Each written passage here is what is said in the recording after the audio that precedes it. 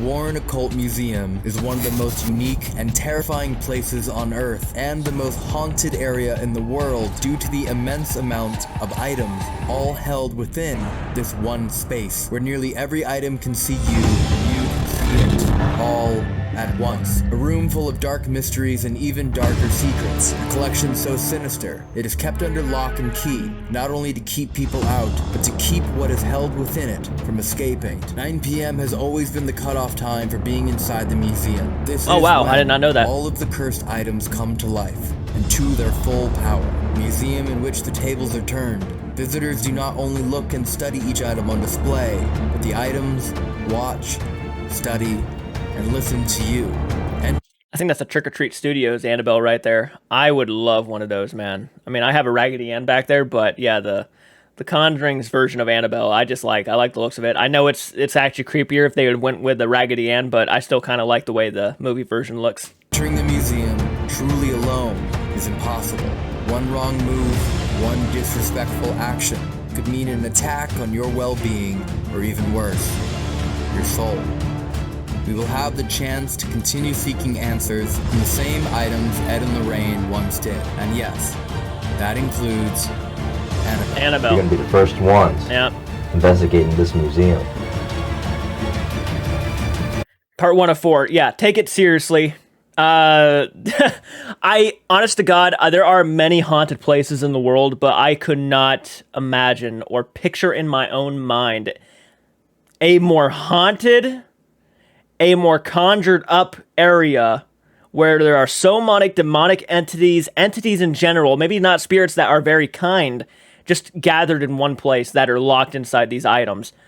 I couldn't picture a more terrifying place. So the Warren Museum, and that's incredible that these guys are the first ones to investigate it. I'm doing this obviously because you guys really wanted to see this investigation reaction. So thank you so much for recommending it to me. I know it's been taking me a few days to actually get to it. Again, my arm has been kind of throbbing these past few days. It's really hurting. I've been doing a lot of editing. I should not be doing a lot of editing, but I have been. If most of you guys are not aware, I have nerve damage in my arm, so I have to get surgery to get it fixed. But I love doing these reactions. I love talking to you guys about the paranormal and supernatural because I'm a fan of the supernatural and paranormal, and I'm also somebody who's lived in haunted houses my entire life. This room right now, this house that I'm living in right now is haunted, without question. So, yeah, I just love reacting to this type of stuff. And if you're new to my channel and you like hearing about the paranormal, creepy stuff, serial killers, horror movies, and all that stuff, you might want to consider unsubscribing. Yeah, I'm becoming a part of the community. I think it's fun. So anyways, let's go ahead and continue the Warren Museum investigation because I do not know what's going to happen in this.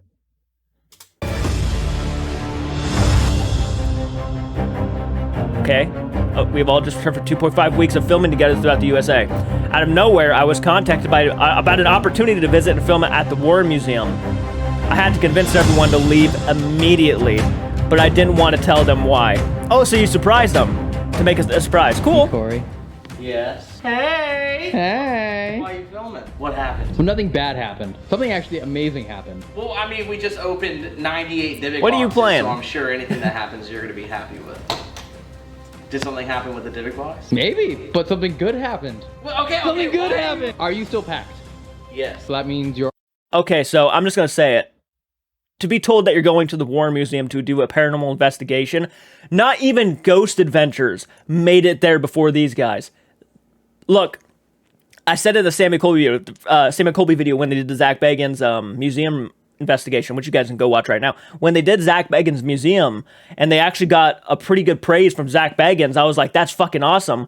But to actually go somewhere where Zach Bagans hasn't been already and investigate it before him is pretty impressive. We're already ready to go to the airport tomorrow. What time do we have to leave? The flight leaves at 11 a.m. So we gotta get up at like 6 a.m. And I already booked the tickets, so... We just came home. Oh, we just came back from 20 different places. Yes. And now we're going to one more. One more. Are you ready? Look, dude, we just handled 20 straight nights together in the motorhome, every haunted location in the Midwest. You might have cried at one point. I might have cried at one point. You thought I was gonna die. I thought you were gonna die. I thought I was gonna kill you. We all thought we were gonna kill each other. There's a lot of... Oh, I need to watch these videos. Really cool. We opened a lot of Divi boxes.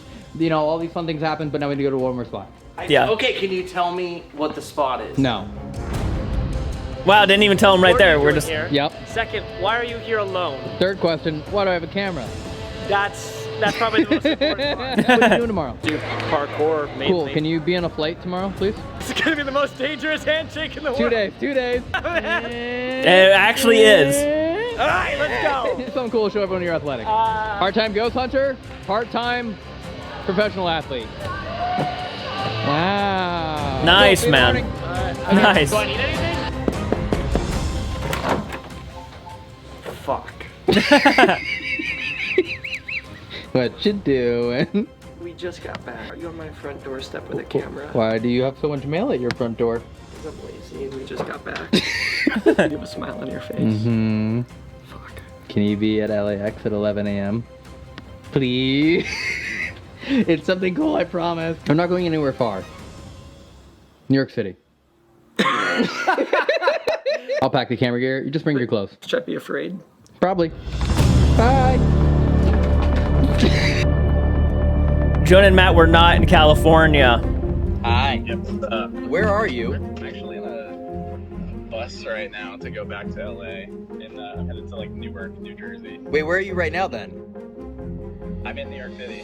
Can you stay in New York for 2 more days? Oh wow, what a coincidence. Why? We're all gonna be there tomorrow. in New York tomorrow? Yes, everyone. Corey, Corbin, Evan all said yes. Can you stay there? Oh my god. Pay for your flight. Don't worry about your flight home. I'll cover it. Better be good.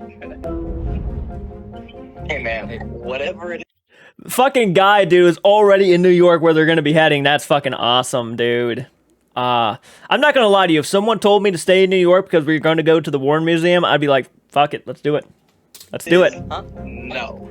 And I should specify, they do bless the place, I'm pretty sure, still. Like, that place gets blessed, like, once a month. So, like, I think that's what happens.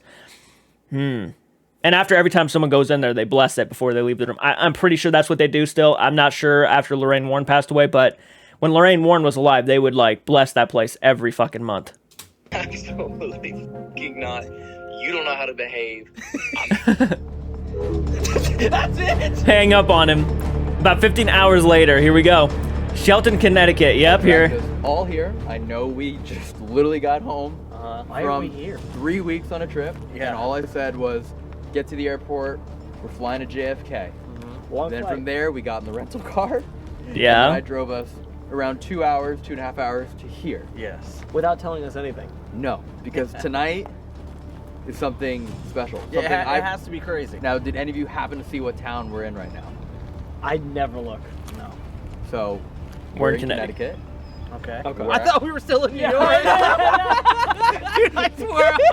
I thought we were still in New York. I know. Okay, we're in Connecticut. Jonah knew we were in Connecticut because Jonah's from Connecticut as well. Which is This is crazy that he's about to drop this on We him. live not too far away from each other. That's awesome, dude. Yeah, this is Shelton. This is where I grew up. This is where Blake Shelton grew up. No, this is where Elton grew up. This is where you grew up. I haven't been back to this town for almost 13 years to the day. Oh, whoa. I know what we're doing now. We're gonna investigate your old house. Strangely, growing up, I lived in a house that was within a cemetery. He's and I building found it. out later. This fucking guy is building it up like they're gonna go investigate their old house, but dude, they're about to get one of the biggest fucking drops. Literally, the Warren Museum, one of the most iconic, even more iconic than probably Zach Bagans' museum, to be honest, for the paranormal community. In all seriousness, like everybody in the paranormal community knows what the Warren Museum is, and I do apologize. I keep pausing it, but it's better than talking over them. Am I right? A lot of you guys used to criticize me about that, so I just kind of tried to stay away from talking over them. Here we go. That the house I grew up in was the old funeral home and possibly crematorium. And we're actually about a quarter mile away from it. No way. Wait, so- you don't know the story, like the trampoline story? No. A lot of weird things happened to me, shit that you guys don't even know about. Stuff I've never told. That's the only story I've ever told you. Oh, I didn't know that there was more. Why do you think I have absolutely no fear of like demonic anything? Wait. Yeah. Why would you never tell us this? Was there a demon exactly in your right. house? Wait. Drive through the cemetery, Oh. and I will show you the house. I don't know. And the fact that I just like was like get on an airplane. This has to happen tonight. No Wait, he's not gonna excuse. tell him? He's just You know what gonna I mean? Now drive the up house there? has been sitting there for years and years and years, and like I could have done this any other time with all the other times that we've been in the area. But tonight is like particularly the night that we have to be here. Super urgent, last minute, paid really expensive flights Yeah. to be here tonight. Weren't we close? You know what I mean? So Like a let's couple days go. ago? Let's go see My house. Wait, did you Let's hop in the summon car. a demon in your Let's hop in the house car. on this Let's day? hop in the car. The Let's Dybbuk hop in the box car. is from the last places. Yeah, it's Stop not it. like I left 13 years Stop. ago, like to this day, or you know what I mean? And got 13 Dybbuk boxes to open before we. Whoa, didn't realize that. Think about that. That's kind of cool. And the last trip was 13 nights of investigations. Numbers. Did you summon a demon in your house growing up? What's 8 + 8? Haunted. Oh, 16. Yes, sorry. Yeah. I was counting. Why do you guys think? Don't count too hard. I don't fucking know. I never know anything. What are you talking about? Can you guys even get in with those rigs on? No. No. Absolutely not. Film the license plate. Oh yeah. Wait, it's a Florida license plate. That is. Kind of weird. That is weird. Where you're from? Yeah. And I also live in Florida. Yeah. Ooh, things are lighting up. Did you summon a demon in your house 13 years ago today? Is that why we're here? Ooh, do you think if I summoned a demon in my house 13 years ago today, you don't think I'd be doing it in every video we've been in? I would have learned how to do this years ago. I'd be an expert. I just have them on call. I have them like speed dial. Hey, Elton. Come on, get the car. That's the cemetery. Yeah, get on over here. We need. We're gonna be investigating. Every day, my bedroom window had a perfect view of people getting buried. Oh my, bro, this is where you lived? Yeah, wait. You'll know the house when you see it. So this is why you're into ghost stuff. I don't know. You definitely grew up in a haunted house. Is that it? Wait, is that it? That's it. Whoa, that looks like a Conjuring house. Bro, that looks like a house we would investigate. Yeah. Well, we couldn't find records for it, but the crematorium. It's not the house. Basement. What? And that red hatch door where the crematorium oven, I guess, would have been, is where I spent all of my time. That's a creepy fucking house, dude. We have a house that looks exactly like that, probably about 30 minutes out from here. And I heard a story about this house. And if you guys want to hear a little ghost story, this is a story my buddy Lane told me. Someone I would love to get be a part of the channel, but he's too busy.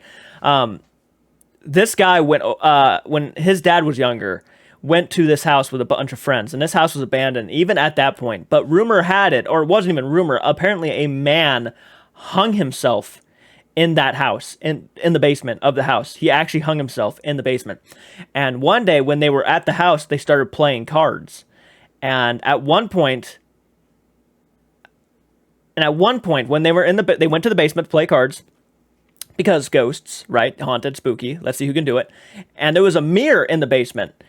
And in this mirror, they noticed that there was a man standing in the mirror. Like the guy was in the mirror, but he wasn't in the room. And he yelled as loud as he could and shattered the mirror in front of them. They bolted out of the house and ran, screaming. The neighbors called the police, and they told the police apparently that there was a face in the mirror and it shattered in front of them. And they ran out of there screaming. They weren't drunk or anything. It just happened in front of all three of them. Yeah. I'm not sure if his dad was there, but I think his dad heard a story about it was something along those lines, but it was a creepy story, and that house looks exactly like the house. They actually drove me up there, and we passed by the house, and it looked exactly like that house. Well, we'll drive around and go say hello. Were you just gonna pull right up? Well, they don't know we're coming, Wait, what? and I don't think anyone's here. So we flew 5 hours for the owners to not know that we're here, so that you could just knock on a door? Well, let's find out. I figured while we're in the area, I might as well come here, right? So this isn't the surprise? No. Wait. So then what's the surprise? What's the surprise? He is dedicated. What's the surprise? I can only see his legs. I know, nobody can see him. Okay, Evan, do you know what's going on? Wow, he's actually going up to see his old house. That's kind of neat. We're gonna film at his house. Oh, he's knocking. He knocked. Oh my God, he's going to the basement. Could you imagine getting married to him and like he gets down on a knee and he's like, what do you think I'm gonna do? You tell me.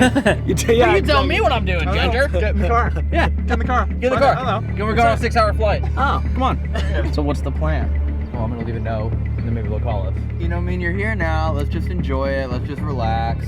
Enjoy the creepy house that I grew up in, and let's have some fun tonight. What do you mean enjoy the creepy house? We don't even know if they're gonna let us in. We don't know, but you know, if you want, we can just go into the cemetery tonight and just stand outside their window holding candles and just wait till they let us in. I'll just stay in the That'll Dodge probably work, right? Dude, it was literally like a 6-hour flight. We drove a couple hours. Dude. We're in Connecticut. I thought we were in New York. And he won't Just tell us to exactly have what no we're plan. doing. House is still haunted, which I'm assuming it is. Imagine when the owners come home and they see this note on their door. I used to live here from 2004 to 2009. The rumor has it there's a demon in the basement where I used to play drums. Please let me come into your house tonight at 3 a.m. I will give you $400. Not just him, 5 guys. Yeah, at least like put your LinkedIn or something on there. Yeah, exactly. Probably tape it to the outside of their mailbox. You're not allowed to put things in people's mailboxes. So which one of y'all know what we're doing? I have no fucking clue what we're doing. I literally have no idea. I'm kind of curious if they actually got the hold of them and said, "Hey, yeah, you can come on over." Down below, We'll find we out, believe obviously, Evan. but Just because of the handwriting. Hope it doesn't rain. So you're not gonna say no. You're still not gonna tell us. I'll tell you as we drive there. I've wanted to come here for forever. oh, and I've okay. been trying to come here for 4 years. The most famous paranormal investigators to have ever lived, basically. The Warrens. Yeah. So are we about to go see the Annabelle doll? Is that what this video is? We're gonna go see the Annabelle doll? Not just Annabelle. What else? The entire museum.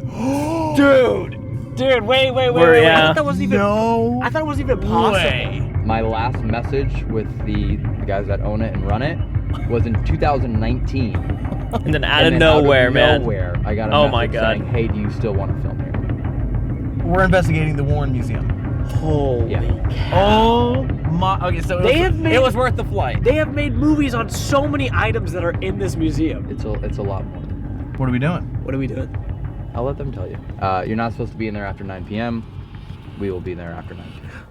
Why aren't you supposed to be there after 9 p.m.? This is gonna be crazy. Because that's when the what if shit you're not is most supposed to be there active. during those hours, because that's when the items in there can attach to people.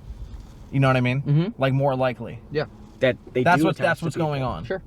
They hear everything you're saying, and we're doing it anyway. And people have died because of some of these items. Mm-hmm.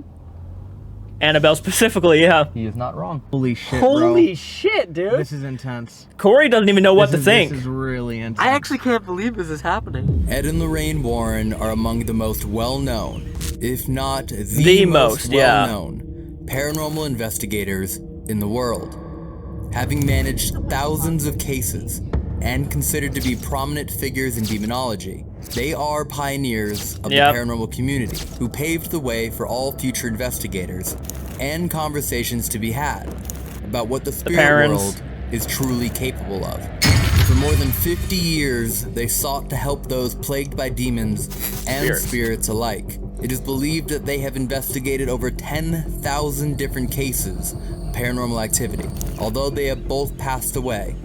Ed in 2006 and Lorraine in 2019. Dude, I gotta say, I remember the day when Lorraine Warren passed away.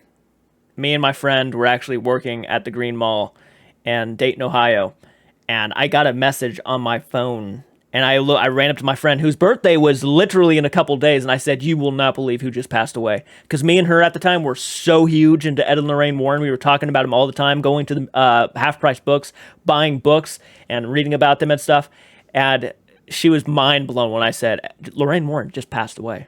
And it's like, wow, at least she's with Ed now. And it was like, yeah, it's crazy.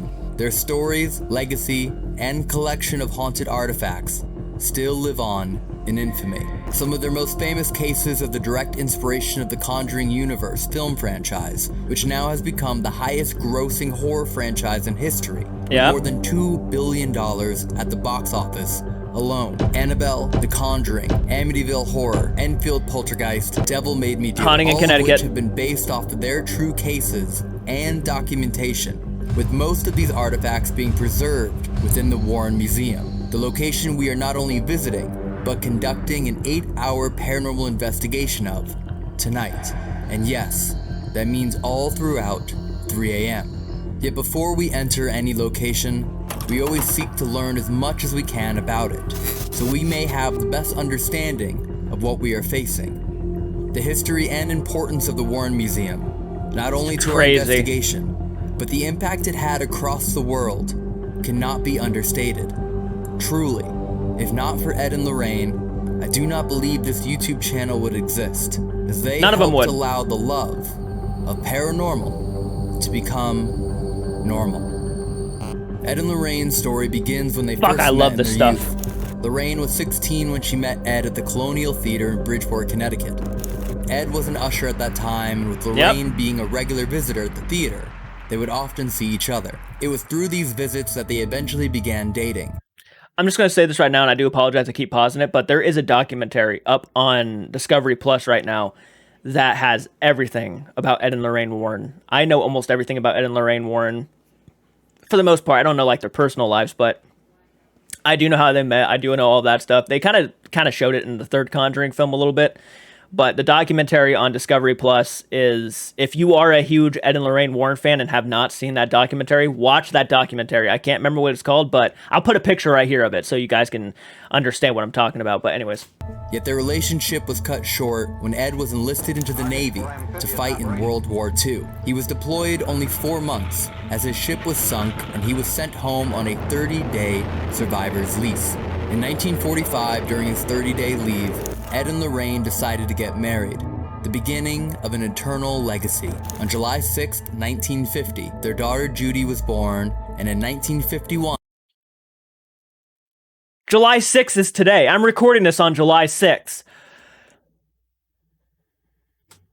marked the conclusion of Ed's service in the Navy, allowing him to Happy birthday, Judy. Return home full-time. Upon returning to Connecticut, Ed intended to be a professional painter. However, his other secret obsession was with ghosts and the afterlife. It's no secret that he grew up in a haunted house himself. Eventually, he found a way to meld his two worlds together, creating paintings of any home that was rumored to be haunted. Upon completion, he would then knock on the door of the home and offer the painting to the owners, and in exchange, would be allowed into the home with Lorraine to conduct an investigation into the supernatural to see if the home truly was haunted. And by 1952, the paranormal became their main focus. After seeing how their lives aligned with the supernatural, they began to work together as a couple, investigating reported hauntings and various cases of demonic possession, both of which were devoting their lives and minds to becoming the most well-versed, skilled, and knowledgeable experts in the field. Yet these investigations and success that came from them were not simply achieved due to creating a painting and asking to walk around a haunted home. Yep. Both as devout Catholics, Ed specialized in demonology, and Lorraine possessed supernatural abilities herself as a psychic, medium, and clairvoyant. Their combination of research, paranormal investigations, science, and religion allowed them to hold a well-rounded and unique understanding of the world that lives beyond death. Becoming so renowned for his abilities to exorcise demons and evil spirits, religious authorities would call on him and Lorraine to assist in their worst cases. The phrase often tied to the Warren philosophy and based on their research in demonology is, "This fairy tale is true. The devil exists. God exists. And for us, as people, our very destiny hinges upon which one we elect to follow." Lorraine's psychic gifts began development at the age of 9, beginning one day during her time at a private Catholic school. She would begin seeing light around people, and noticed that one nun in particular was glowing more brightly than the Mother Superior. It was from this time that she realized that the lights she was seeing were people's auras. Lorraine continued to develop her skills to become proficient as a trance medium as well as a clairvoyant. With these gifts, she was able to assist Ed in a way like no one else in the world could, creating a team willing to take on the most severe and terrifying cases brought to them. Those in need from all over the world would reach out in hopes to have their expertise to help combat the darkness that was consuming them. As their cases and evidence compounded, their need to be thoroughly organized grew. This led to the development and creation of the New England Society for Psychic Research, founded in 1952, became the first ghost hunting group in New England and spawned a path for future groups. The goal was to combine religion with science to study the paranormal. The Warrens' investigations work began to shift more towards the expelling of spirits, demons, and conducting exorcisms. At a time when stories of the paranormal were whispered at the loudest, Ed and Lorraine opened up the conversation about the devil, God, and the afterlife. They brought conversations about darkness to the public light. With over 10,000 cases they worked on with military, law enforcement, the church, reporters, and researchers.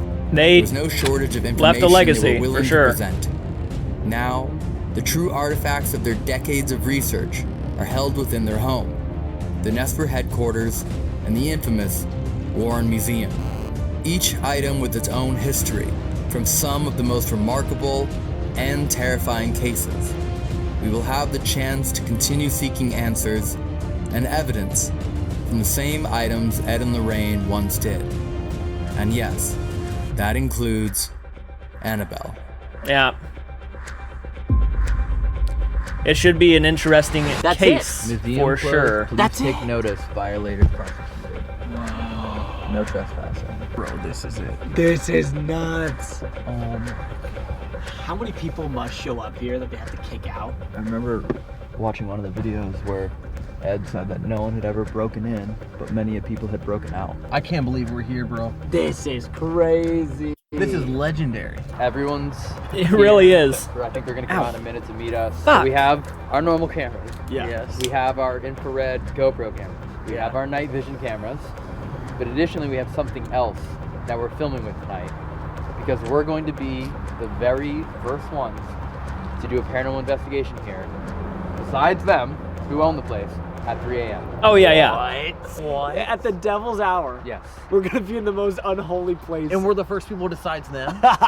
Yes. I asked for special permission. I was like, is there any possible way? How did you get that? What is that thing? Oh, that's sick. Wait a second. This is that is This sick. is an early 1980s VHS camera. That's a fossil. And That's we have awesome. actual Love that. Whoa! tape audio recorders. Like the Warrens used. So that is dope. EVP. Can I see this? This is the way. What the heck? This is the way the Warrens would have done it. They didn't have tools. They just had their mind themselves. That is so cool. Look at this. And we have Hey. Tony.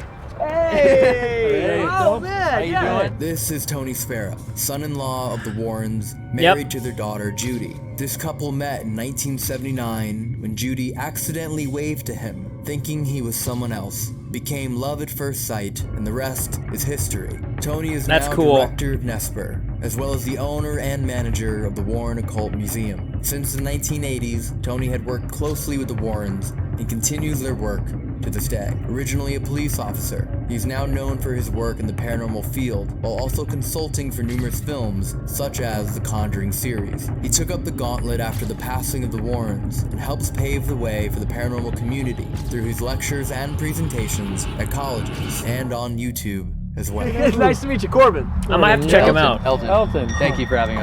Corey, and who are these guys?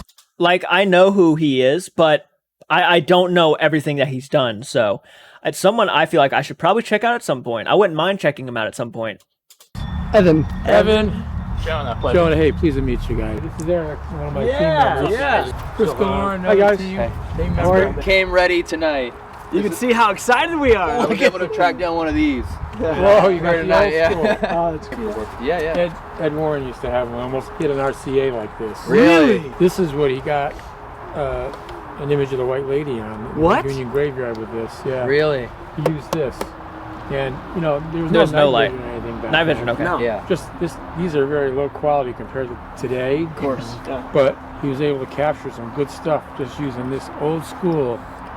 You like the old school. Yeah. You like the old school. So do I. This is Ed's go-to. Ed had open reel tape decks. He'd cart that thing around with a big microphone, set it all up in the person's house when he was interviewing them. Yeah. Or he'd go to a place and he would ask questions like at a grave site, try to get an EVP on his tape, and he would sometimes get it. Wow. Those things worked. Yeah. And then he went to the cassette. When he interviewed somebody, he always brought a cassette. If you watch the Conjuring 1 movie, That's what he he'll used. say it's November 1st, 1971. Yep, all at on the this. parent house, and you hear him hit the cassette. Yep. I have some of them in the museum. That's awesome. They used Lorraine's psychic ability as the equipment. That's why it's tough to match them as a team, because Ed was a seasoned investigator, but also a demonologist. In other words, he read everything he could on demonology, everything. The reason why he did it, he lived in a haunted house in Bridgeport, Connecticut. One time he was sleeping with his twin sister. They had separate beds, but they were in one room. And his grandfather had recently died. He says to me, we're sleeping. All of a sudden, we're awakened by a sound of a cane hitting the stairs coming up to the second floor, and footsteps and a cane. Because my grandfather always carried a cane. And he said the cane and the footsteps got up to the bedroom, and they were circling their beds. Oh my God. And he said, I said, what did you do? And he said, I had covers all over me. Yeah. My sister and I were so frightened. We had the covers over us. We could hear the cane tapping all around. Oh the my bed. God. I never heard of that. have special privileges to go into, you know, because you guys are our friends, kinda. We met you today and you seem friendly. So people used to start saying, Ed, I got this haunted object. Ever since I bought this object at a tag sale, I had this, the next day I saw a shadow figure, or whatever it was. Or I used this Ouija board and now I got a problem. Yep. Or there's a statue I bought and somebody must have cursed it. And can you take it off my hands, Mr. Warren? And you did. You know what, Lorraine? Let's clear out the art studio and I'm going to make it an occult museum. I mean, people always ask him, why do you keep those objects? He said, Tone, when I talk about something like the Annabelle doll and what happened, you give the whole story of it, and then people say, well, where's the doll now? And I go, oh, I threw it in a dumpster. It's not here anymore. I burned it. Oh, no, we destroyed that. No evidence. He said, it's for people who want to learn more about the paranormal. This is evidence. If he wasn't on a case, he'd be studying more than you can imagine. I could bring in the museum whenever you guys are ready, and on the way I'll show you that little sign that says Barn Door Studios. Yeah. I didn't take it down yet. Oh, is that sign? That's amazing. Nice. After you, Corey. That's cool. You know, I gotta say though, I almost wouldn't take anything down. I know he runs the place and everything, and it seems like he's done a little bit of changing here and there. I would have kept it the way the Warrens had it, to be honest with you. I think it's just, it feels like, it's not legitimate's not the right word to use, but authentic, I guess. This I don't know. That's amazing, dude. Oh, are you guys ready? I'm ready. Ed used to teach about the paranormal. If you could say that word 3 times fast, I'll let you in. Say it, go ahead. Paranormalology. Paranormalology. So, we did it. let's go in. This is going to be like a Paranormalology. for you guys, right? Because you haven't been here before. No, we have not. Please be respectful when you go in. Paranormalology.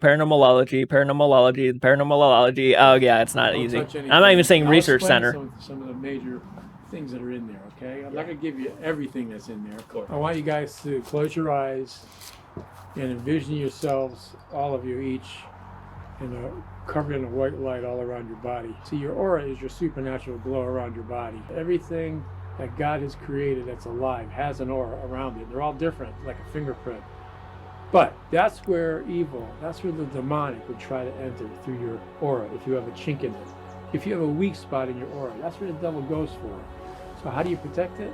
By envisioning yourself in a glowing white light all around your aura, and ask God to protect you from anything evil, otherworldly, demonic, or inhuman. God will protect you with that white light. Ed used to use it, Lorraine used it, I use it, all our team guys use it. It's got us through a lot of stuff. So that's your extra armor of protection when we go into a place That's like cool. this. That's you cool. do that when you go into a haunted location, cemetery, a haunted house, anywhere where evil might be prevalent, you know what I mean? Yeah. So let's go. Let's go in. We're going through the door, man. The Warren Occult Museum is one of the most unique and terrifying places on Earth, and the most haunted area in the world due to the immense amount of items all held within this one. We're gonna find out, but does he actually have a Trick or Treat Studios, or the actual Annabelle doll that they used in the movie displayed at the Warren Museum? I mean, that's kind of cool, but I almost feel like the real Annabelle would be insulted by the fact that you have the movie version placed in the same place. Not saying it does, but Space where nearly every item can see you and you can see it all at once. Haunted pictures and paintings, animal skins and masks used for black magic, real human skulls utilized in rituals, cursed statues, dolls, toys, musical instruments, voodoo artifacts, vampire coffins, tombstones, witchcraft items, and an endless list with a deadly history. A room full of dark mysteries That's and interesting. even darker secrets, yet to be unlocked from the items they are contained within. A collection so sinister, it is kept under lock and key, not only to keep people out, but to keep what is held within it from escaping. Because many of the items have they're been used conduits. for black magic or the occult in an attempt to hurt others, often having succeeded in either harming or killing.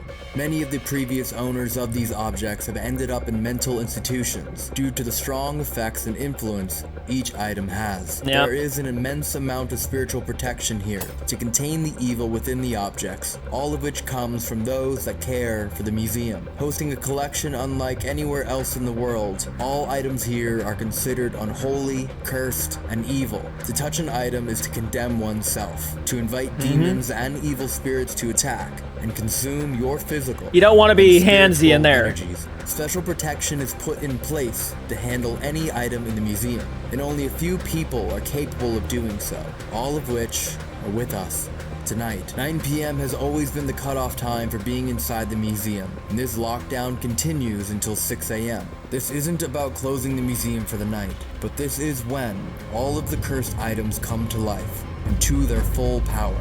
Even from behind the wards and protections, they become extremely dangerous. This window of time is known as the psychic hours, and a smaller window within it is known as the devil's hour, 3 a.m., when the devil is mocking the Holy Trinity, empowering all items and spirits of an evil being.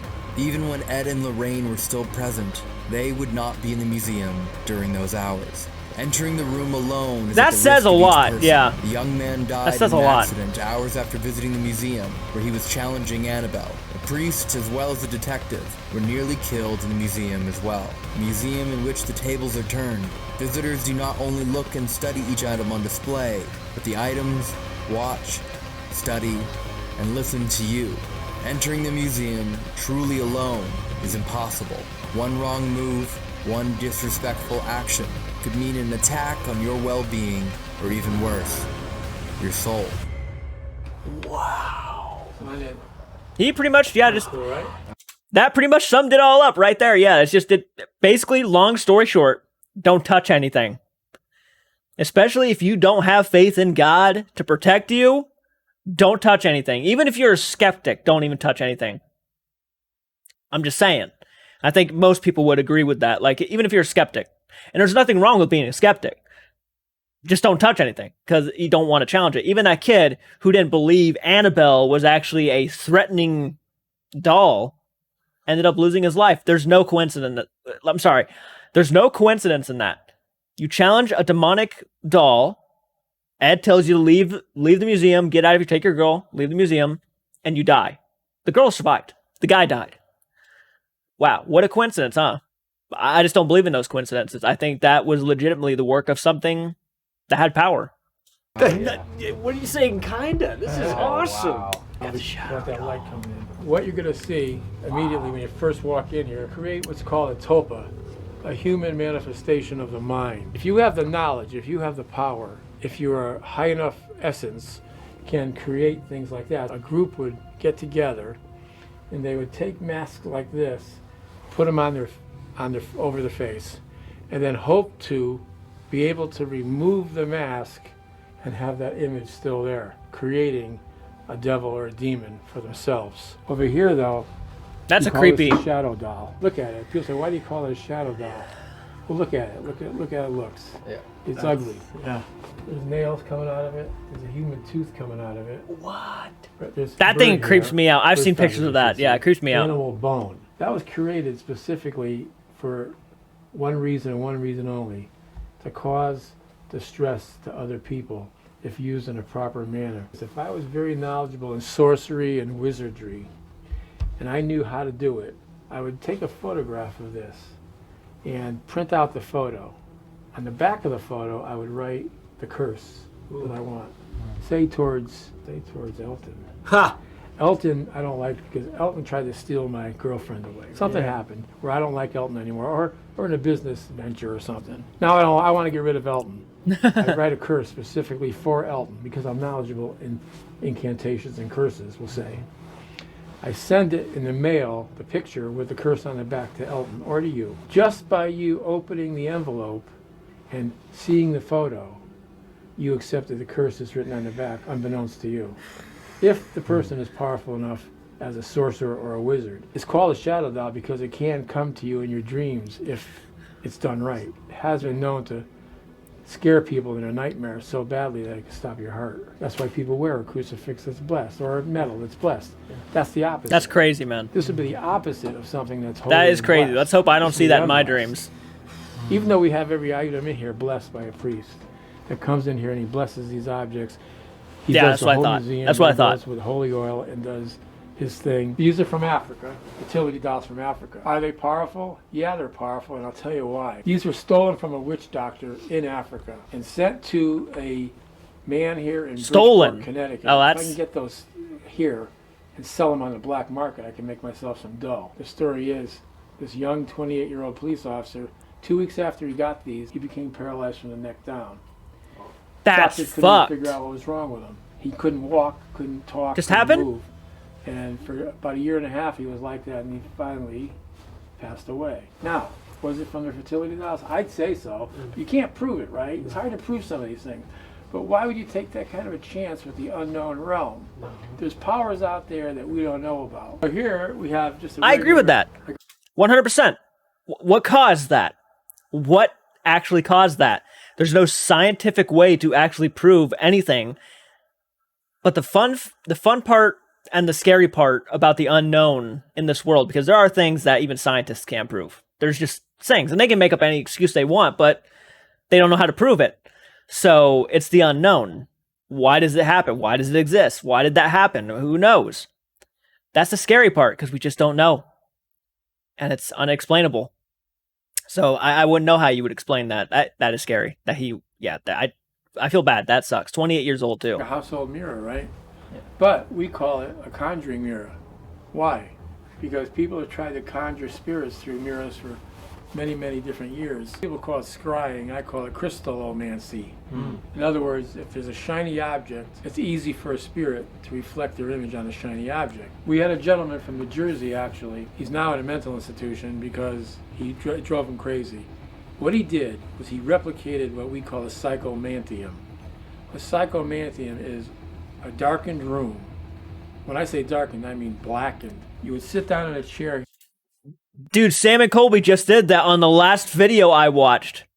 Their season finale, they did that. Here. So all you could basically see, or barely see, is your face, is the mirror. This guy, he would sit here for hours, looking at the mirror and say, Grandma, I want to see my grandmother. I miss you, or my father. Different relatives that he lost. He would sit there for 2 and 3 hours, beckoning them to come to him through the mirror. What was he doing? He was trying to conjure spirits. 2 weeks he did that straight, nothing happened. But then, suddenly faces of monstrosities started to come through to this guy. It scared the living heck out of him. It frightened him so badly, like I said, he ended up in a mental hospital, this guy. You can do the same thing. Now, I wouldn't want you to, and the audience listening, I wouldn't ever want you to do that. If you do something long enough, and with enough intention, to the spirit realm, it's going to happen. Something's going to come through. It's probably not going to be your mom or your dad or your grandmother or your grandfather, because the demonic can trick you. In other words, it could be someone who looks like your mom, your dad, your girl, whoever passed away. They come in the guise of who you want them to be. Yep. Because they, the demonic, want to be invited into your life. As soon as you invite them in, even if it's unbeknownst to you, it's almost impossible to get rid of a demonic entity then, because you invited them into your realm. The demonic goes after the weak will. Now, if you're strong in faith and you're just stoic, you're like a John Wayne type of guy, and you believe in God, and God's going to protect me, a lot of times they don't mess with you. This is an organ from the Phelps house. They were clearing it out. It's true. Called up Ed It's and true. said, Ed, would you like to have an artifact from This is that just so fascinating to Phelps listen to. mansion? I He said, apologize. "Yeah, I'm not whatever talking." you got." Ed said from upstairs in the kitchen he could hear the organ playing. He'd say, nobody's supposed to be in the museum. Would they break in? He'd run down the stairs, come here, and the strings of the organ would stop. 3 different times here. It's not a player organ. We have the remnants of Flight 401. These parts here are actual pieces of the wreckage aircraft. I'm telling you, I had a visit from Don Rico. I came home, it was raining, pouring out. Under the tree was a guy in the flight outfit, flight navigator outfit with a hat. He had rain gear on. And he's standing in front of the tree, staring at Ed when he pulled in the driveway. And then Ed gave a double take and the guy was gone. Now, who's Don Repo? He was the flight navigator that went down with the crew and the passengers. Eastern Airlines, that's no longer in business, they took pieces of the wreckage that, they found that were still good, like seats, the galley carts, voice and flight recorders, and used them on other planes. The other planes that they were used on, guess who showed up? Don Repo. Yeah. Don Repo was seen by the pilots, co-pilot. That's kind of cool, though. Flight attendants and the passengers. They got so many reports of seeing this guy sitting in full uniform in one of the passenger seats, and sometimes he'd go like this. Whoa. And then disappear. Why? They got so many reports. Oh, God, my hair's standing up. Finally said, let's take those parts off the plane. Yeah. And they did. Yeah. And then when they took the parts off the plane, the haunting stopped. There's things in this world you can't explain. Yeah. And anybody out there that thinks that you don't live after you die is wrong. I used to ask Lorraine a lot at lectures, why do you believe that? And she said, it's not a matter of belief, it's a matter of evidence. We get so much evidence that people live on after they pass away. Visions of people, people communicating, shadow figures, a full vision of someone that you lost. An apparition, by the way, is a spirit that you can recognize. A ghost is a spirit that you don't recognize. So in other words, if a ghost appeared right... That's an interesting... I never knew that. A spirit is someone you recognize. A ghost is someone you don't recognize. That's an interesting way to look at that. I never looked at it like that. Here. And I didn't know the identity. I'd call it a ghost. But you'd say, that's my grandmother. That's an apparition of your grandmother. Interesting. That's the only difference in terminology. Borley Rectory. I went there with Ed and with my wife and Lorraine. My wife immediately got sick when she got onto the property. She's psychic, my wife, but she doesn't like to admit it. She liked to play with it. Lorraine was fearless. She would go to a place and she developed her psychic awareness. When you hone in and tune in like that on so many investigations, your ability just gets better and better. A lot of the people in England and Scotland, they do believe in ghosts. They don't talk about it much, but they believe in it because they've experienced it. So that's why Ed and Lorraine went a lot, and I went with them about 4 different times. It's great. Yeah, we were there end of last year. Where'd you go? All over. Honestly, we did Ireland, Northern Ireland. We didn't touch Scotland, and then England. We actually tried going to the Enfield house. Oh, you did? We tried like Green Street? Yeah, we like left a note to be like, hey, if it's possible. Oh, that would have been cool to do. I know, but they didn't. That would have been cool. I can tell you a little bit about that. I didn't visit it, but my wife did, and of course Ed and Lorraine did. John told me a story. John Candyhurst told me a story. He's sitting on the couch in the Enfield house. All of a sudden, he said, "Tone, I hear this plopping noise." I said, "Yeah." He goes, and I looked down, and in front of me is this big pile of crap. He goes, and it looked just like human crap, but it was big, like horse size. But it was right there. I said, well, did it dematerialize again? He goes, no, we had to clean it up. What? It just, out of nowhere, a plop sound, and he looked down, and there it was. What? Human excrement on the ground. Lorraine was standing in the kitchen. What the fuck? Wallpaper just tore away from the wall, floated around over the one light that was there to block her light. Lorraine wanted to stand under the light. She said, when I stood under the light, I felt better in this house. The voices from Enfield, England were amazing. Oh. If you watch The Conjuring 2, at the end, you'll hear the actual voices. Yeah. But Ed had hours of those voices that we just converse with Ed. Now that's the key. The key is communication back and forth. John Candyhurst was asked by Ed to go out to the car. This is cool, man. John. I like that he's so into what he talks about. Like he knows his stuff. It's just so interesting. Even stuff I didn't know. Can't come today. About 10 minutes later, comes back, and it's like, well, where's the holy water? And John says, there is no holy water, Ed. He goes, I know where it was. It is no longer there. It's gone. I can't find it. Ed says, well, you know what? We're going to make our own holy water. Give me some salt. Give me some water. Ed did like a simple, his own blessing over it, which is not really holy water. So then Ed said, well, we're going to do a blessing in the house. He says, hand me the holy water, John. And out of the blue, a voice says, but it's not blessed. Just like that. So they could understand and see whatever Ed was doing. Wow. It's not blessed. Ed's like, what? And they start talking back and forth with him and mocking Ed. They're laughing. It's not blessed. That's the power of demonic entities. Wow. Those are the kind of crazy things that happen in That's a crazy story right there. I gotta try again to get back in there. Yeah, you really do. Is that insane? That's insane.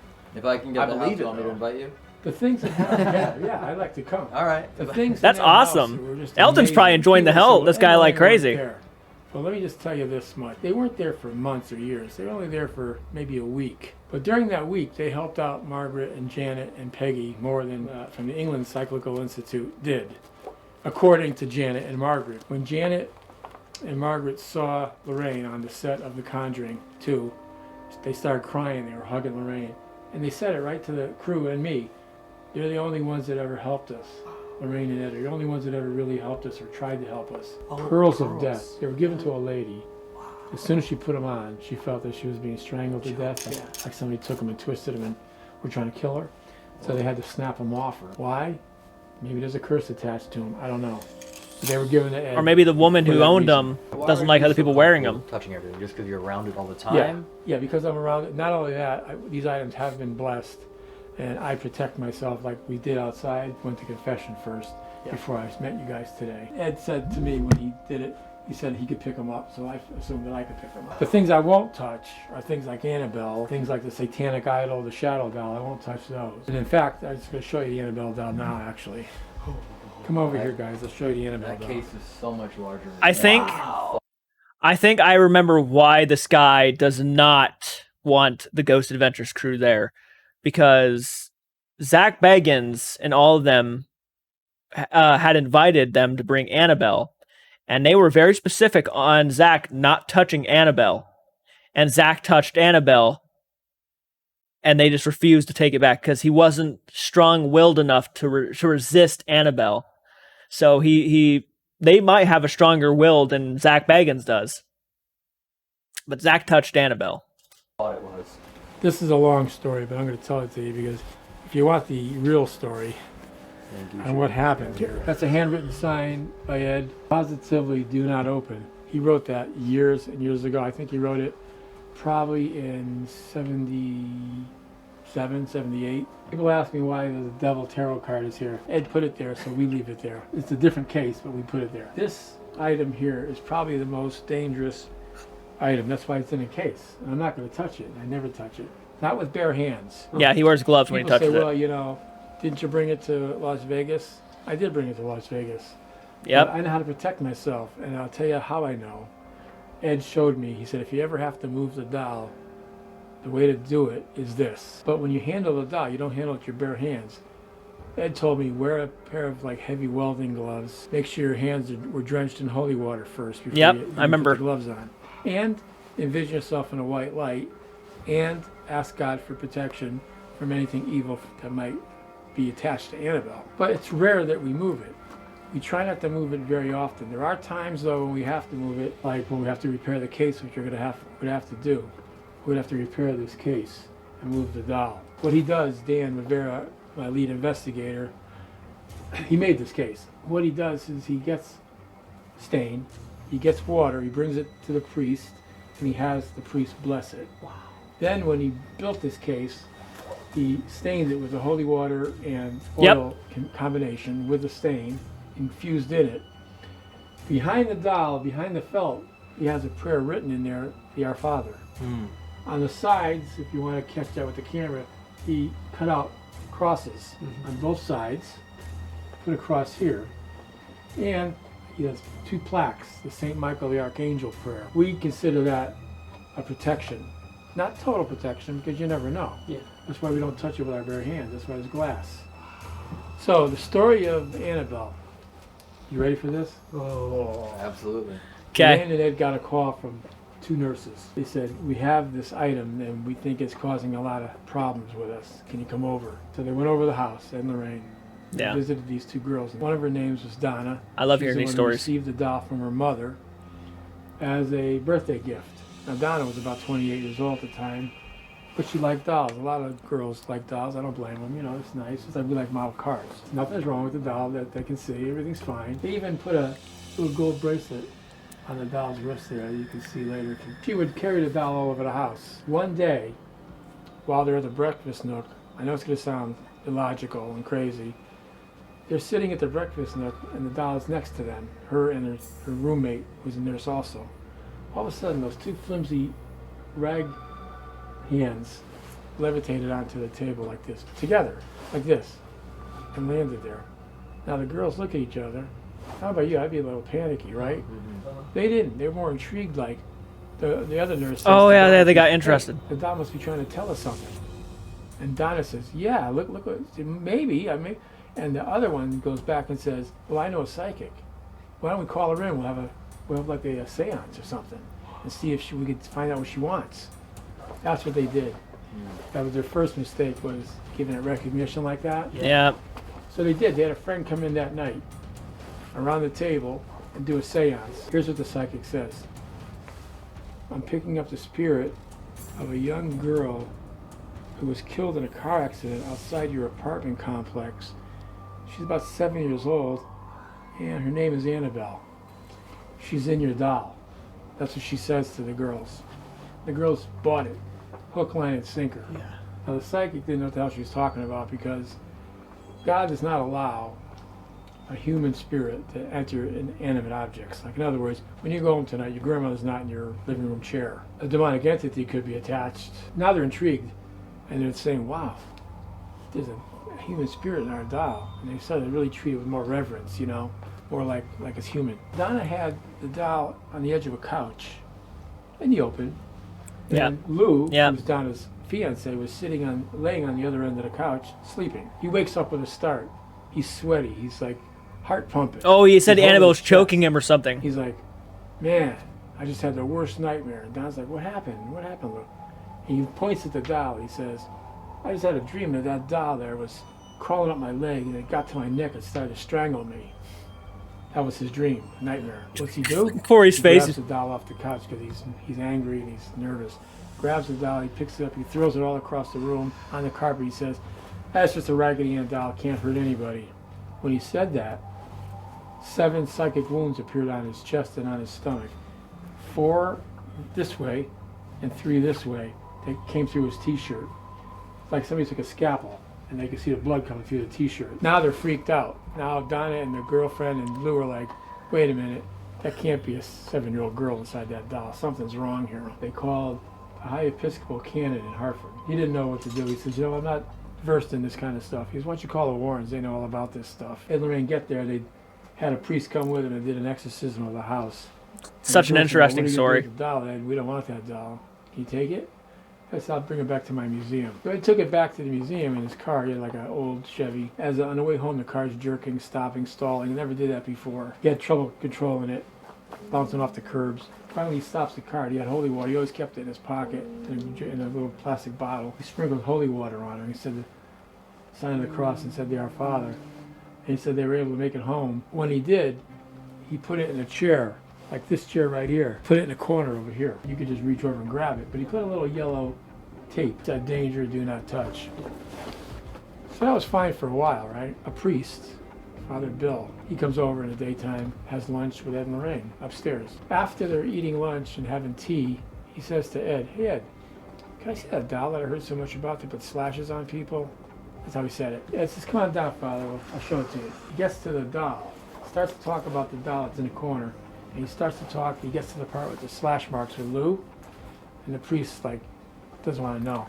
The priest goes, what? He reaches over the tape, grabs the doll. That's the guy. He grabs the doll. You know what he does? He grabs it, almost like Lou, throws it across the museum and says, God is more powerful than any devil or demon. Ed says, Father, why'd you do that? I told you not to touch anything. The priest says, I don't care. God is more powerful. Ed says, you know what, Father, you're right. God is more powerful than any devil or demon, but no human being is. No priest. He shouldn't have touched it. The priest didn't want to hear it. They go back upstairs. Ed's not too happy with the priest, by the way. They say pretty ignorant of the priest. The priest gets in his brand new car and leaves. The priest never made it to his diocese that night because the car went out of control, almost head out into a tractor trailer. Destroyed the car and injured the priest. It didn't kill him, but it injured him. 2 days later, the priest calls up crying on the phone to Ed. He tells him about the accident. He says, you know what, Ed? He said, the last thing I can recall was looking in the rearview mirror, and I saw an image of that doll. Then I lost control of the car. Ed's like, fella, I mean, I don't know what to tell you, but I told you not to touch the doll. Ed used to give these little tours of the museum. Fucking hair standing up.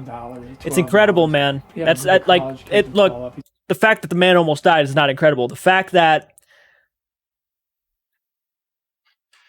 there are things beyond our comprehension in this world. The thought is incredible. But if someone tells you not to touch something that could be possessed or haunted, don't touch it. Simple as that. Because, yeah, that That's scary. That's scary. I'm glad he didn't die, So, but if you get 10 kids, I'll give you an hour and a half tour. And one of the kids came on a motorcycle with his girlfriend. Gets to the doll. Now, at this time, the doll's in a case. Because after all these incidences, Ed said, I'm going to have a case built. people keep touching it, That challenging case it. there. That is the original case. No way. That's Oh, that the is. original case right there. And that's where we're going to put it when we transfer the doll for repairs. Wow, you can even tell it's kind of older. There. That was the case that the young man ran up to. Ed's talking about the doll. He gets, again, to the I guess the slash marks like a trigger. He talks about the slash marks appearing psychic wounds. The young man breaks in the crowd, runs up to the glass. Starts banging on it. Banging on the glass with his fingers, says, "This is a bunch of bull. If that doll can put slashes on somebody, do it to me." What'd he do? He challenged. And Ed told him to leave. Ed's like, "Hey, you and your girlfriend, you got to get out of here. I can't have that. I just got through telling you people, don't disrespect the doll, don't challenge, get out." Kid's mocking it on the way out, laughing with his girlfriend. He never made it home. 3 hours later, they found out that he was killed on that motorcycle when he went head on into a tree. Now, how do we know what happened? The girl didn't die. She was in a hospital for many months, though. And she said, when interviewed, the last thing she recalled was laughing and joking about the doll with him before he lost control of the bike. I've looked at that doll many times. I've never challenged it. I've never said, I want to see something happen. I never said, I want to see the doll move. I never said, if you can do something to me, do it. No, that's ridiculous. That's stupid. It's like going up to Mike Tyson and say, go ahead, hit me. Okay, you think you can hit me? You think you're tough?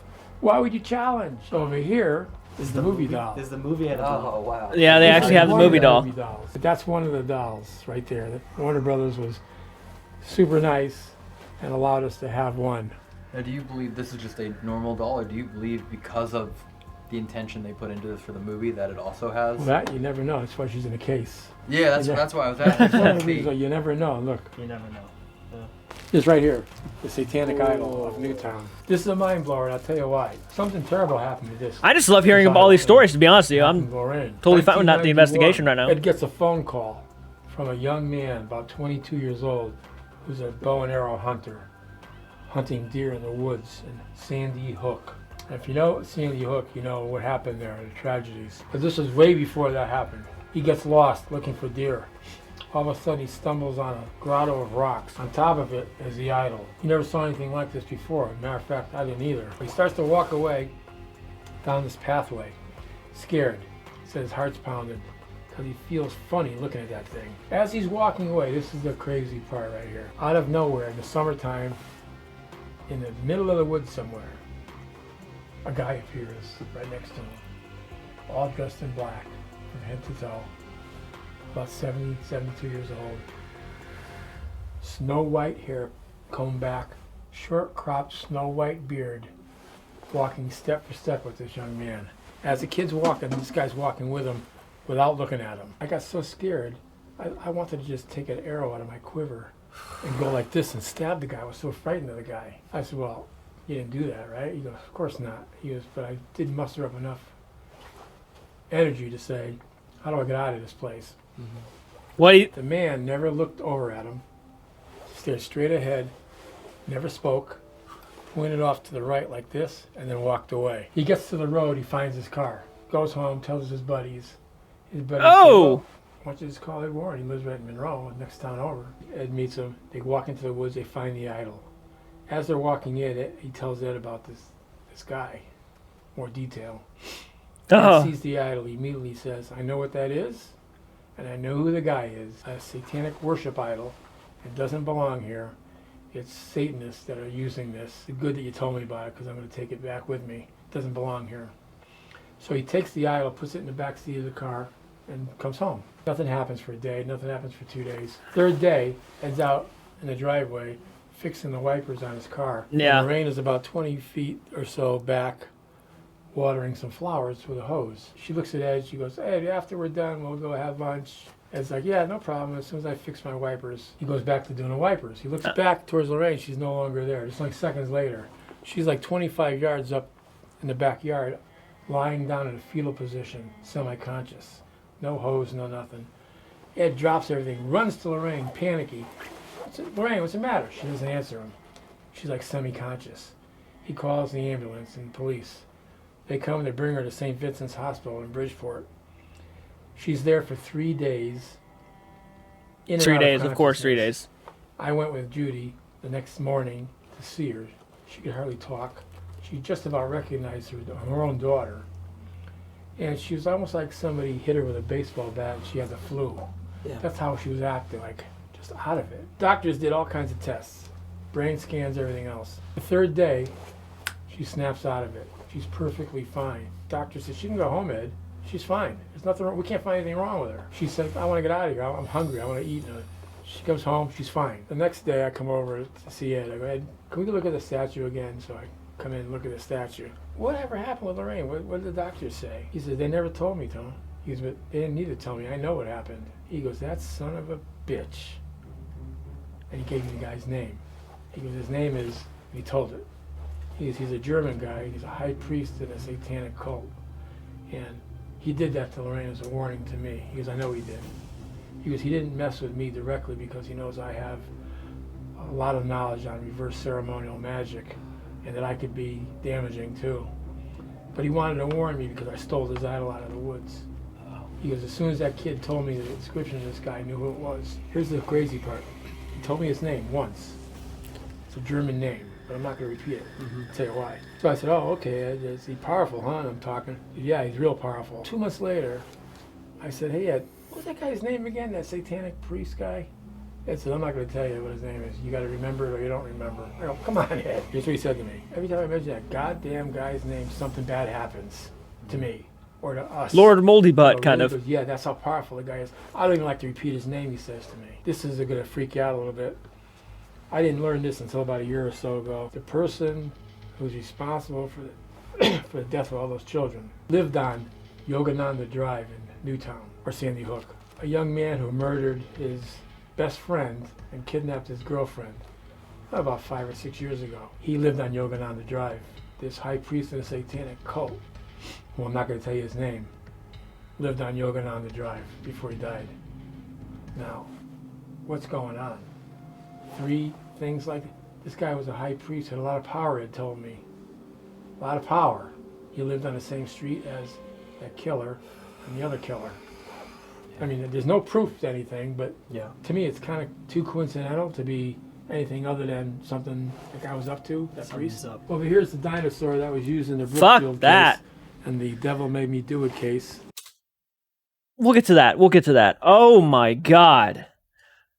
I feel like I've heard that story before, but to have it told to me again to this guy is just.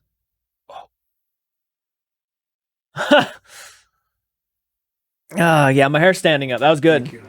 Thanks. How is it so far? Great, man. I can listen to you all night. Incredible. Like, I love this. I got to tell you guys the truth, so I want you to have a detailed post. There's one thing I want to ask, because I'm not fully sure they're aware, but Annabelle's being moved tonight. Yeah. Correct? Yeah. From the current case to the original. Yeah. What time is it now? That's going to happen tonight. What time is it now? 7:30. 11 o'clock, I think, we're going to move it. But you guys You're are moving it from the current case to the original case? Yeah. And then it'll be in the original case when we're in here at 3 in the morning. What? Yeah, Wait a minute. It will. The original case. The real, the one it had it in originally. Yeah. Most evil thing in this whole freaking Annabelle's house. not to be messed with, you know what I mean? Because a lot of crap has happened with that doll. I mean, in fact, we had some people here one time on a tour say, having a good time tonight? Because we were going to see the museum, go to a graveyard, see Ed's grave, and have Lorraine come with us, and then go to dinner after that, like a whole meal, a whole evening. She looks at me, she says, I only came to see the doll. So I laughed. I go, you don't care about Lorraine or me? I laugh. She goes, no, I came to see that. I've been thinking about that doll for 2 days. Recognition. So I said, oh, you want to take a picture next to it? So she stood next to the case. I took her camera. I took a photo of her. She walks away. I go, well, I'll have your girlfriend take a picture too. So I hand the camera to the girlfriend. And I tell the woman, go stand on the other side of the case. So she does. Takes a picture. No problem. Everything's fine. We leave. We go to the cemetery to see Ed's grave. While we're there, walking away from Ed's grave, the lady's tugging on my arm. She goes, can I show you something? She goes, can I ask you a question? I go, yeah. She goes, is this normal? And I go, what? She shows me the pictures that I took and the girlfriend took. Behind Annabelle's eyes were other eyes, looking left and then looking right on the two separate pictures. In other words, like this. And they're looking that way at her. At her. Behind her eye, those button eyes, were another set of eyes looking that way and looking that way. What? I'm not kidding. I'm not kidding. And so, what does that tell you? And I never had that happen before. And she said, "Oh, I don't want you to publish them, but I'll let you. I'll email them to you." So she did, and it's real. Oh my God. Question then. I didn't know that story until now. Since you told me that we'll be able to come here, I've obviously been thinking about how I get to see Annabelle. I mean, I've been thinking about like, oh, I get to see, like not just Annabelle, but everything here, and like I've been thinking about it. What you're doing is you're energizing her. Recognition. Through the recognition. The more recognition you give to the doll, the more you even talk about the doll, the more recognition you give, the more energy you're giving it, the more thought process you give to it. Whatever's attached to that doll is looking for a weakness in somebody. And if somebody's so bent on seeing something, it's going to oblige, right? So that's why I say you don't challenge it, you don't look at it too much. So this case here was built by Dan Rivera. He's very knowledgeable That's in pretty, a lot of different makes areas, sense to me. especially Santeria. But this says accept existence of the devil.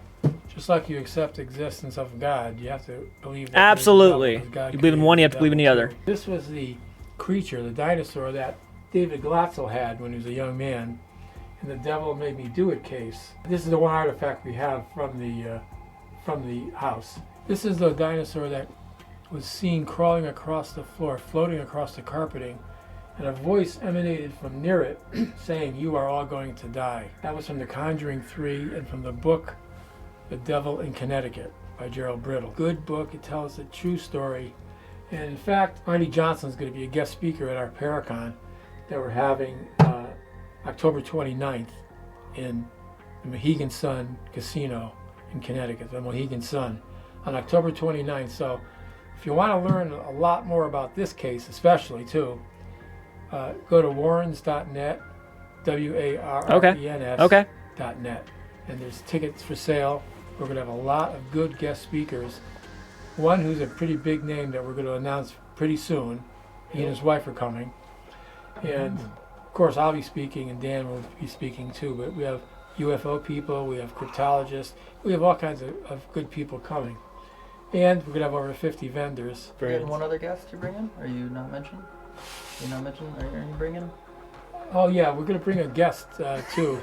We're going to have a replication of the artifact room here. Oh, the whole thing? Not the whole thing, but a lot of the important artifacts that we went over. The Annabelle doll for sure is coming. The movie Annabelle doll. The the worship idol. The shadow doll.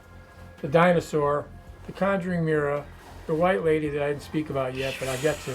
The White Lady of Union Cemetery. Jeez. And so it's going to be fantastic. We had a really good turnout in a small Waterbury venue last year, but we figured the Mohegan Sun Casino is where it should actually be. We sold out in Waterbury, so we wanted to get a bigger venue. And it's going to be in honor of Ed and Lorraine. It's going to be called the Warrens, Seekers of the Supernatural Paracon. Wow. And you guys are invited. You don't have to buy a ticket even. Oh, really? You guys That's cool. Well, they do, right? Joan and Evan have to? Yeah, they have. Yeah. Everybody else has to buy a ticket. These guys right here. This is an actual skull used in satanic rituals. What do they do in satanic rituals? Well, they sacrifice animals and humans. You're going to have a lot of people saying, that's not what Satanists do. This guy's full of it. Who's this jerk talking about Satanists? Well, I'm the jerk that's going to tell you that real Satanists destroy animals. I feel like there are, and that's so true, man. I'm surprised that he actually mentioned that. I feel like there's so many Satanists today who don't really understand what Satanists really were back in the day, and even still now in a lot of cases. These are people who worship the devil, and the devil is not that guy from, what is that show? Oh God, Lucifer. The devil works at there's like an anime now where the devil is like somebody who works at like a fucking restaurant or something. And the devil is literally helmed as the evilest and the most darkest entity in the world for obvious reasons. And yeah, people have like these different definitions of what a Satanist is, and it's like, no, Satanists now they do, but like Satanists back in the day meant a specific group, cults, and like people who worship darkness, really. So, but I'm kind of surprised you mentioned that. It's like that's what a Satanist back in the day was. And they destroy humans. And why do they do that? They do it to gain power in the devil's eyes. It's like they're giving up, even though he doesn't care, something that the devil hates. Because in the devil's eyes, anything that's created in God's image is a hated image. And you, ladies and gentlemen, are created in God's image. Nothing better than to kill a human being or a baby. Why a baby? Because the baby's innocent. And the more innocent, they figure the more power they get from the devil. In fact, the main prize would be a young child. So what they do is they take members of the cult, the Satanic cult, they impregnate them for the specific reason of getting the person pregnant, to have the baby, then to kill the baby, and then to drink the blood and rip off the skin and eat the skin and flesh of the baby. So, are Satanists bad people? You bet your ass they're bad people. So that's going to be on display. That's an actual human skull. Now, you can't really argue with that logic right there. He just said, yeah, okay, well, they eat babies and they murder babies. Yeah. And why shouldn't you use that? Why wouldn't you use the Ouija board? It's just a game. Mm-hmm. That's not true. That is a conduit to the other side. That's like a telephone to the other side. What are you doing? You're asking questions of the unknown realm. Put my hand on that planchette and say, I want to speak to a spirit. You're not saying specifically who, right? Mm-hmm. Any spirit can come through. Or, I want to speak to my grandma, Josephine. Mm-hmm. Oh, maybe something's happening. Let me verify that it's her. A demonic entity can read your mind. As far as I'm concerned, from what we've learned, they can read your mind. It's not guesswork. They know what you're thinking. So when you're thinking the red bicycle, they pick it up. Yeah. Now you're convinced it's your grandmother. Now you invited them in. Oh, Graham, nice to talk to you. So you just invited in the unknown realm. And once you invite that in, what they want to do, a demonic entity, is destroy a human in some fashion, either physically or emotionally. Have you get broken up in your marriage, have fights, dysfunction, chaos, lose your job, start drinking. Remember I said they attack you on the weakest level that you have. Like a witch can say, I want something bad to happen to Tony, to Elton, and nothing happens right away. It could happen in a few months. They pick the time and the date. Mm-hmm. It's like the devil. When you say, like, if I challenge Annabelle, nothing happens. Mm-hmm. It doesn't have to happen that instant. It could happen a month later, a year later. But Ed, every time we were in here, he'd say, don't touch anything. Every time I come in here with him, and I was in here with him hundreds of times, he would always reiterate to me, that's why I knew Ed was real and legitimate, was he never would lose a moment and go, that is all BS, you know. Yeah. Never. Or say, yeah, don't worry about it, you can grab that. That's okay. Never. Yeah. He'd be like, don't touch that. If you touch it, let me know. Listen, knowing him for years, he'd say, if you touch, don't stare at Annabelle. He would say stuff like that to me, knowing me so well. He wasn't trying to impress me. He was trying to protect me. Yeah. So, and that's what I try to do when I bring people in here, to show them that this stuff is real. And people, like I said before, why do you keep it? Ed told me he kept it for evidence. You're welcome to come to the Paracon if we have an extra table. We're going to give him a table. That's so cool. Oh, we're going to be at the Paracon October 29th. Where's it going to be? Mohegan Sun. Can you one condition though? I get to be in a life-size replica case of Annabelle sitting in it. So I'll be in a bigger case. Oh, but they can throw a ball and you fall yeah, but they throw a ball and then That's not a bad idea. And then I drop in. You can build it, right? I like that idea. Okay. I could build a case and put it in the lobby. I'll just sit in there. It and they can take their pictures. Yeah. But that's a great idea. But if you're fans of these wonderful guys, if you're fans, come and see him at the Paracon in Mohegan Sun, October 29th. There you go. Warrens.net, right? We got to mark off our calendar. We do. Didn't know we were going to be there until right now. Remember, these guys are very respectful, and that's what we wanted. That's why we let them in, and certain other people we rejected. They've asked us before these guys asked us, and we said no. It's because of their attitude. Appreciate it. These guys, when they asked us, they did it almost like with a reverence to the museum and to Ed and Lorraine. And that's the reason why Dan and me and Chris and Eric said, yeah, okay, we're going to have you in. Come on in. I appreciate that. They're very nice guys. They love what they do, and they believe in what they do, and that's the key, believing in what you do. Appreciate it, man. And, Thank you. So I hope you have 10 million subscribers soon. What was your question, Corey? Can I ask some questions outside of this building? Sure. Is that okay? Oh, yeah, absolutely. Okay. Cool. I guys want to show you one thing. Yeah. So this Oh, is yeah. the haunted Oh, passageway. yeah, we forgot to show you the passageway. Let's turn the light on, Dan. Yeah. Oh, yeah, Ed's paintings are lining the wall. If you want to, you'll see. Follow Dan Those in. are his paintings right Follow there. Dan in. So this passageway, when we held our lectures, Ed and Lorraine held their lectures in the house. After the lectures, they would have their guests come through the passageway from the basement into the museum. So this leads right to the house. Oh, wow. So follow me.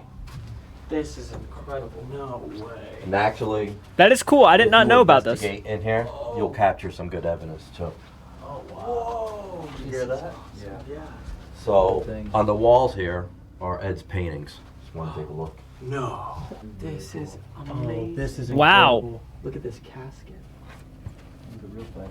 That's a real casket. That's a real casket? There was a man that was into this practice. He would sleep in that casket. Whoa. So that was also given to Ed. Wow. That room on the other side of that door is the Halloween room. That's where Ed will hold his lectures, you know, back in the day. He'll have like 10 people come to the house. He will have them come in the basement, talk about the paranormal. He would show a video of Maurice. If you heard about Maurice, the man that was possessed in Massachusetts, he would show that exorcism to them in this little 13-inch TV. Jeez. In that room over there. Oh, what that must have been like. So when you're doing your investigation, It'd be kind of cool if they had the footage still. They show them it. This passageway. Perfect. Okay. Somebody all the way at the other end. Yeah, okay. And if you're going to try to do any kind of communications, you know, just be careful SC's what you ask for, because you're gonna get it. Okay. All right. What if? I mean, I'm assuming you guys have investigated. We this place investigated many times, right? We only did it one time. Only one time. Only one time. Just in. And that was the last time, and we're not going to do it again. Why? Because we don't want to give the items that attention. Yeah. You know, we're around it all the time. Yeah. So we don't. Gotta want be to careful, guys. You gotta be very careful. And there's more reasons why we go to church. We have a blessing. We go to mass. Go to confession. You know, we help people. Yeah. And we have these items. We bring them out to the public where we can educate them. Yeah. That evil does exist. So Ed's been doing it. We're continuing that legacy. Got it. All right. So how often are people doing investigations here? Is it incredibly rare? Because I mean, as far as I looked, I couldn't actually find one. Like paranormal investigations here, people like how often are those happening here? in this museum, Yeah. we never have anybody investigate this museum. Okay, that's when I was doing my homework on it, I couldn't find any. Right. No, you. Other than us, and I told you. Yeah. You're gonna have this museum to investigate. You're gonna be the first ones investigating this museum. Yeah. All right. We brought Annabelle down to Las Vegas. All right. But we pulled it. Tony pulled Annabelle right out of there when Zach went to touch her. Yeah. All right. So Yeah, he we did. suggest that you don't touch any items. Yeah, of course. We're watching. Yeah, no, we're. You know. Yeah. When the guy touched the doll, he was mocking the doll. He said, "Son, you need to leave." I remember that episode too of Haunted Artifacts. That Zach Baggins touched the foot of Annabelle, and I don't think I think happened was they didn't catch that at first, but Zach felt guilty about it, so he told him that, "Hey, I might have touched the doll." Because he was like, he looked away from it. Like, I remember watching that footage. He was like looking away from it once or twice. And then you could see his arm lift up and he just touched her foot. And it's like, you are playing with very dark shit, dude.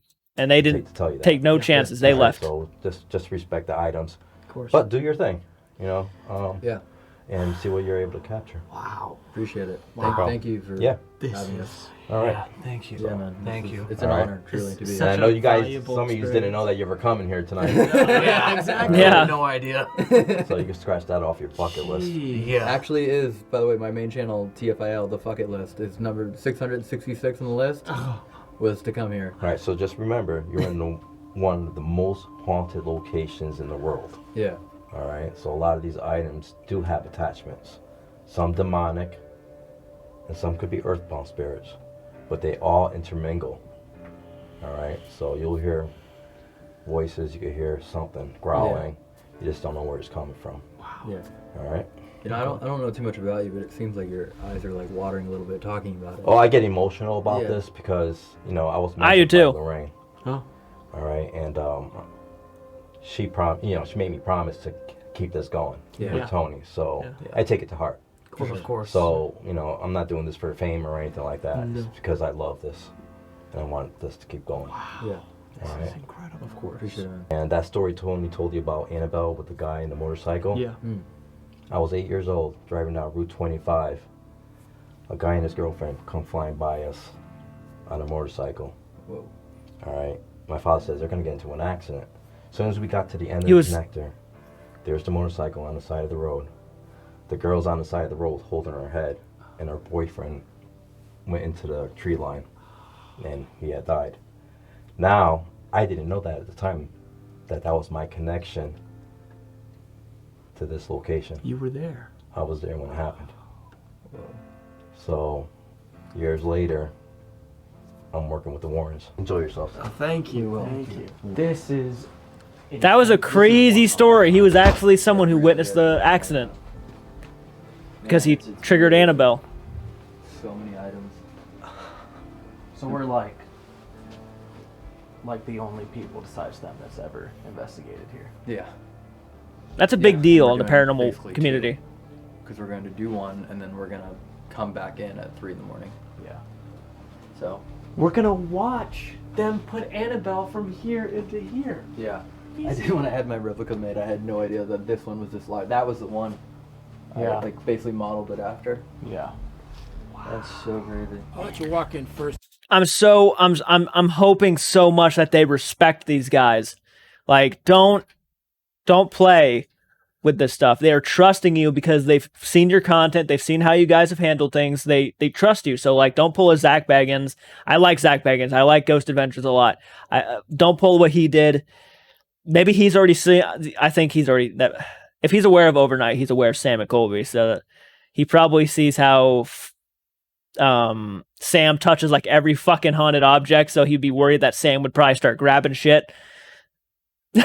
I'm sure that's one of the reasons why Sam and Colby were not one of the ones to ever get invited or, given permission to investigate this place, is because they're a little bit on the immature side when it comes to investigating.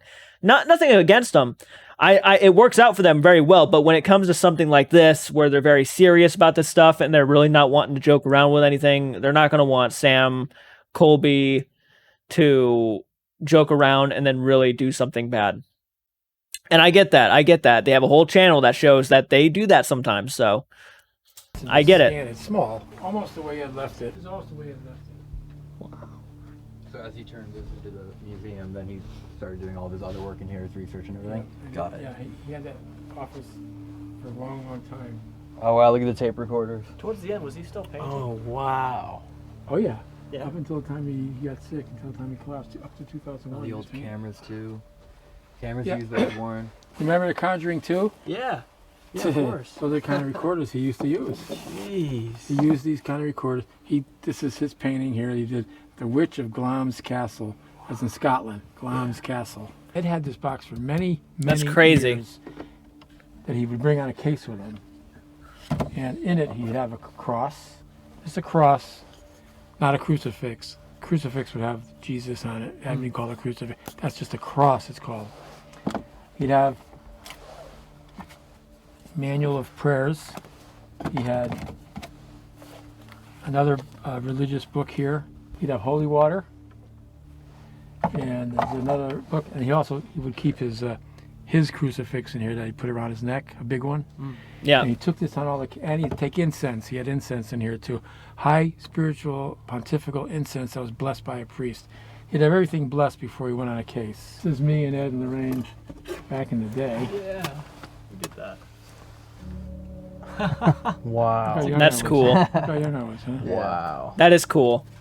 I don't too bad, did I? No. I looked a little like Bradley Cooper there, didn't I? Yeah. Everybody's going, yeah.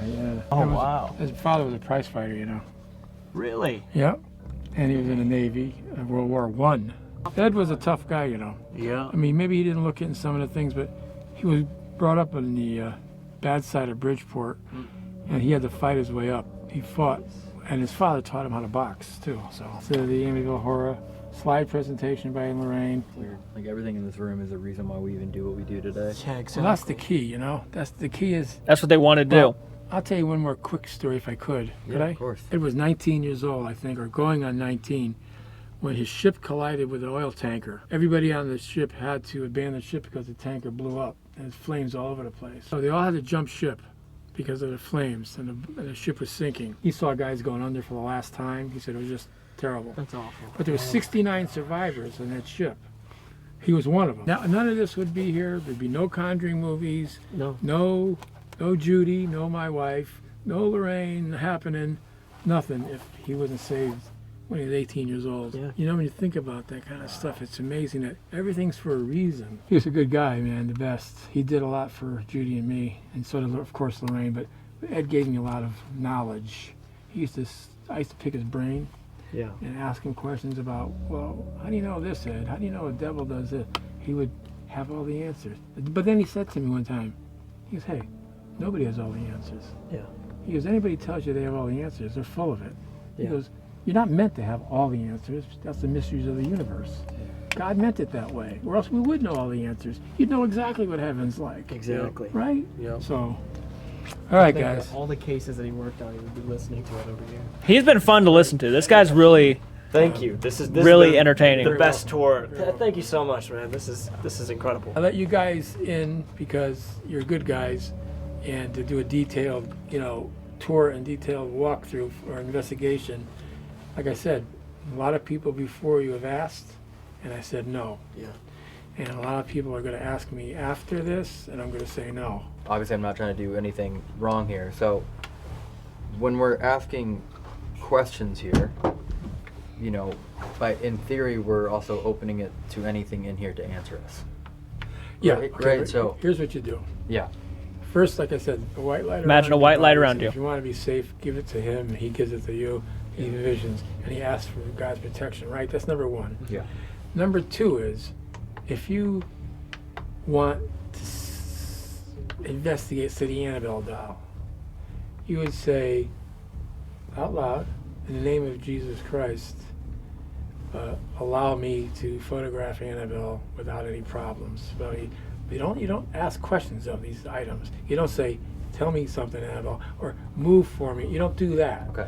What you do is, don't test it. Yeah. God, respectfully ask you, God, to protect me from any of these artifacts that I'm photographing and videoing, and to ensure that nothing happens to us while we're here or after. With total respect, God, we're trying to learn about the other realm. As long as you're being respectful, not challenging, you're going to be all right. Okay. And protecting yourself. Dan had something to tell us that we did not know was happening. I mean, do not challenge the demonic.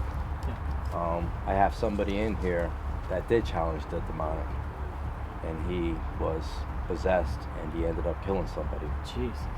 Now, I want you guys to meet him, and he could tell you what happens when you do that. So come inside into the kitchen. I got Arnie Johnson waiting in the kitchen. He's You know the who Arnie one. Johnson is, right? Yeah. So that's the one that made the movie. The Devil Made Me Do It. If you want to have him on video, we'll do He a murdered video. his boss. Yeah. I'll have him come out here and Well, can we go in there? I'm in there. Come on in. Wow. Go change whatever you need to change right now. He's a nice guy. He's a nice guy. He lost his wife back in April of last year, 1 year. Now, Arnie tried to defend Debbie's younger brother, David, the one with the creature. So I didn't know Arnie was coming tonight. And Arnie challenged what was bothering David Glatzel. He said, stop bothering that. He's just a kid. Come to me. Arnie was 18 at the time. Come to me, I'm a man. And what happened? He doesn't remember what happened. Really? But he stabbed the guy to death, Arnie, in the backyard. That's kennel. So, and he went to prison for 5 years. So, go ahead. Our night has just begun. We met Arnie Johnson. Move the Annabelle doll. 5 hour paranormal investigation of the museum. Re-entered during the Devil's Hour. And end once in a lifetime with the most remarkable paranormal encounters of our lives. Part 2, July 3rd, 10 a.m. Okay, so this was just part 1. I think they have part 2. If you're still watching, leave a like, comment. Oh, I will. I really enjoyed this episode. I had a lot of fun learning about all this stuff again. I'm glad you came out with this first episode explaining everything. I think that's important to do with a museum. Wow. Holy shit, Michael. We made it to We Slaughtered Barbecue. The epitome and the purpose of our trip is to make it to this area. Oh yes. Food and cattle. Yep. I just noticed, is that a cemetery way over there, or are those cattle? No, I think that is a small cemetery. Holy shit, that's kind of cool and creepy. That thing is massive, but there's not just that one. There are spiders literally There's everywhere. one there. There's one there. There's one over there. And then there's this one here. Dude, they're everywhere on the property. Huge. It's Oh, cool. there's one there.